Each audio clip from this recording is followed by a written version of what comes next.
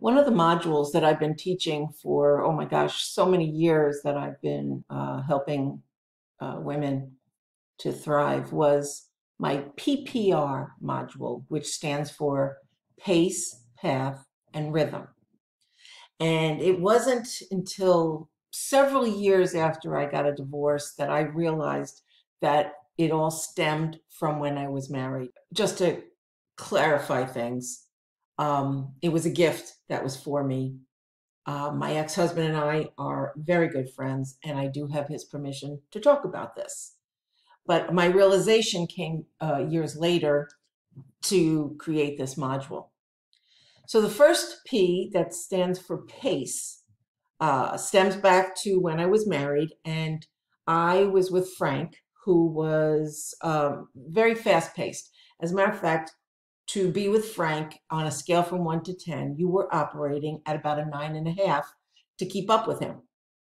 So if you could imagine, we were just always quick at everything. You know, we'd go to work, we'd come home, we'd get dressed, go to the movies, go out to dinner. It was just always busy, busy, busy. And, I didn't know about P.P.R at the time, so I didn't have any reference, but I did know that it wasn't comfortable all the time. I was exhausted a lot, or it just didn't feel like it was me. So what I realized at the time was that it just didn't feel comfortable. Later on, I gave Frank that number of 9.5 on a scale from 1 to 10. And I thought, well, what is my natural pace? And I thought about it like a pace where I get the most done. I feel the best at it. That feels like it is innately my pace would be a number 4.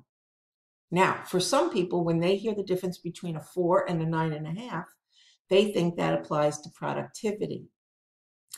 In a way, it does, but 9.5 doesn't necessarily mean you're more productive. Frank's very productive at a 9.5. Fran, on the other hand, operates best at a 4, where I get things done steadily, consistently. I don't need to take breaks because I'm exhausted. I can't even tell the difference between play and work because it just feels so comfortable. So yes, productivity comes into play, but not because of the number, but because it is the right number for the right person. So what does that mean when you're in a relationship, business, personal, intimate relationship?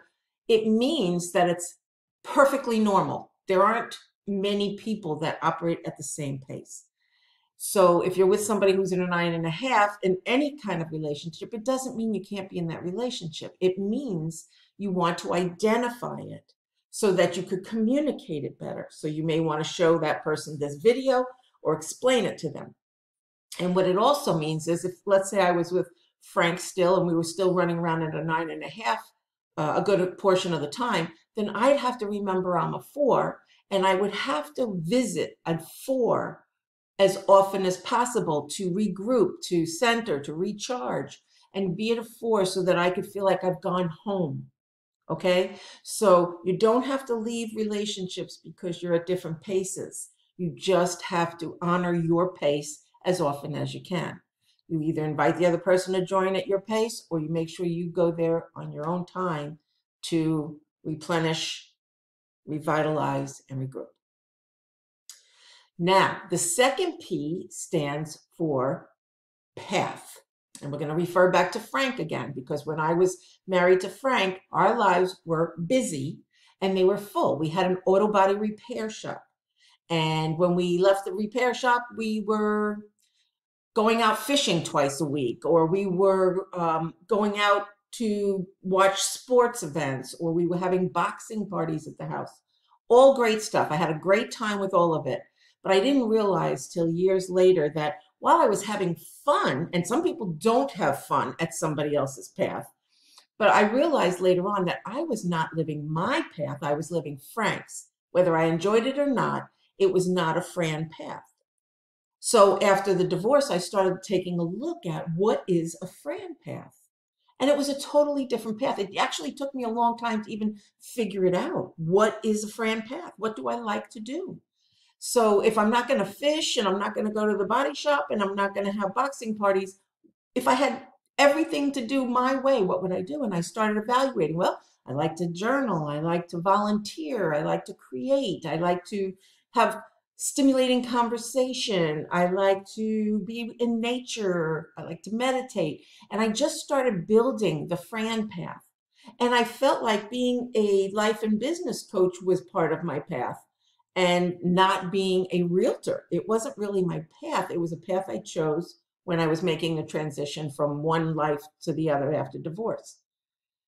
So, what is your path? What is it that you're doing that is innately yours? And if you know and you're doing it, fantastic. If you know and you're not doing it, what will it take for you to get your path and your pace really yours so that you live it a good portion of the time? Now, you're probably wondering what the R stands for is rhythm. And rhythm has to do with who you're being while you're going at your pace and you're going at your path. So back to Frank. When I was with Frank, he took life and business a little bit more seriously than I did. He was focused at work and diligent work, very good at what he did. And I was very good at what I did too, but I like to be playful. I was always playing games and having fun and, just getting everybody engaged. Both are okay. But the conflict was when he was serious, I didn't know what to do with my joy. My rhythm was to be fun loving and light. And I'd even go home, cook dinner. I'd have music going, be dancing around the house. And he would come home ready to unwind. He didn't have that same rhythm as I did. So I was very confused at that time because, again, I didn't know these distinctions. But years later, I was able to communicate to other partners in my life and other people in my life that I'm in this space. Do you want to join me? Do you want me to leave the room and go have my space? Do you want to leave the room? I don't want to give up my joy because you're in a bad space. So we started communicating that better.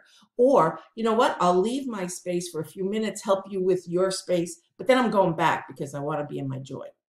So the rhythm is very important. Who are you in life? And are you getting to be the way you like to be? Could be the other way around. You could be very serious, very focused, and you've got somebody who's playing all the time. And it's not always that, it's not that I'm right. It's just that that's my rhythm. So if you're with somebody who's always playing and you want to be serious, then it comes to setting the boundaries. What does that look like? I'm in a serious place right now. Join me, don't join me, but I need to stay in this space and that person honors you. So P.P.R, it's important. Are you living it? And you might want to start writing these things down. What is my pace? What are the things that I like to do? First of all, what is my pace and what number is it? Okay. And then check everything that you do to see if it's going at your pace. If you're driving and you feel like you're always rushing or speeding, think about what's your driving pace. My driving pace might be a 2 or a 7. My communication pace might be a 4 or an 8. So there's a different pace for different things. But once you know what it is and you honor it, your body's going to settle. It's going to feel comfortable. It's going to feel content. When you're doing your path, what is your path? Write all the things down that are your innate path. What are the things that would make, if you had nobody else around to influence you, what would you be doing with your life? That's your path. And then even though you're with somebody or not, if you're not living it, see what you can do to keep implementing more and more of your path. And the rhythm, some of us, we don't have anybody influencing our rhythm, but we're still not being the fully self-expressed person that we know ourselves to be. So whether you're happy-go-lucky or if you're diligent and focused and intentional, either one of those, if that's you and you're not doing it, then what can you do to keep doing it? So thank you for being here. If you have any questions, please put them in the comment section. And also subscribe to this channel so that you can get more of these modules, tips, and if you want to be in a place where you can keep moving forward powerfully and in redesigning your life. Thank you.